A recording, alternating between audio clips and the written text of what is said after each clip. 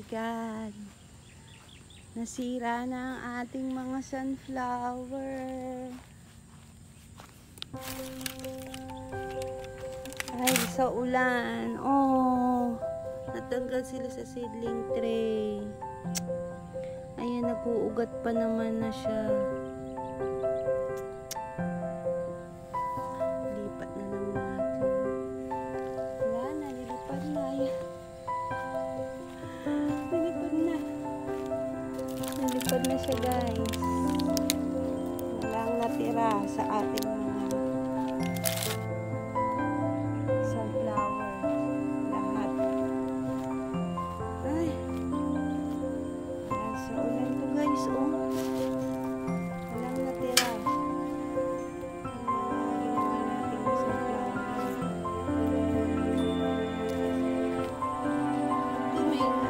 Ito yung mga nauna natin, eh.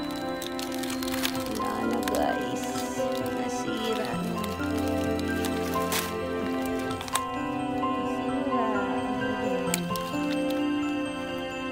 Sayang.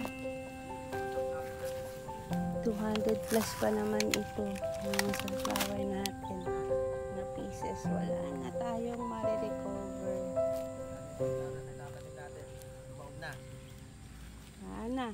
Hindi, meron niya. Lagay mo sa supot, man. Maglagay natin. Hindi, kukunin na lang natin to isa-isa. Inilipat na lang natin sa supot. Kasi sayang naman, may mga ugat na. Ngayon lamang, guys, ang update natin sa farm. Ayan, dahil tag-ulan. Ay, ito pala, oh, natanggal yung tutuinan nyo yung ano natin, entrance natin. Giniba ng hangin. Ay, ito, wala na yung mga iba. Ayan, nalaglag na. Pati itong puso, tumumba. Tumumba sa hangin. Ayan yung mga palay natin, guys. Ayan, oh.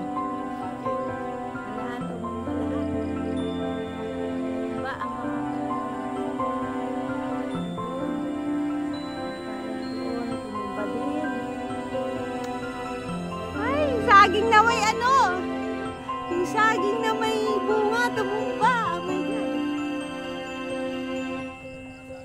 Oh my God, natumba. Yung may ano, ayan o, may bunga na. Natumba na siya. Ayan o, nag-crack yung kanyang puno. Mabubuhay ka pa kaya yung saging? Mabubuhay pa kaya yung saging? Ayan. Ayan o. Ay, naku. Ang gaganda pa naman ng palay. Tumumba siya, guys.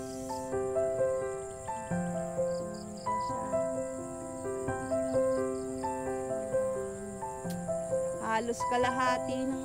Hindi, halos buong... Almost na nga. Almost na yung mga... Ayan. May pag-asa pa, guys. Tatayo pa daw yan. Sana tumayo siya lahat.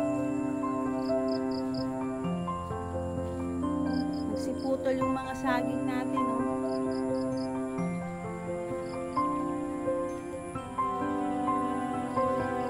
Maglagay pa ako.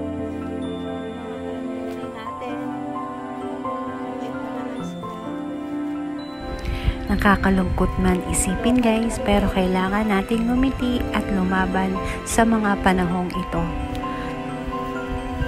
Dito sa farm, nakikita nyo, ang ating palayan ay tumamba lahat at ang mga gulay ay ganun din naman.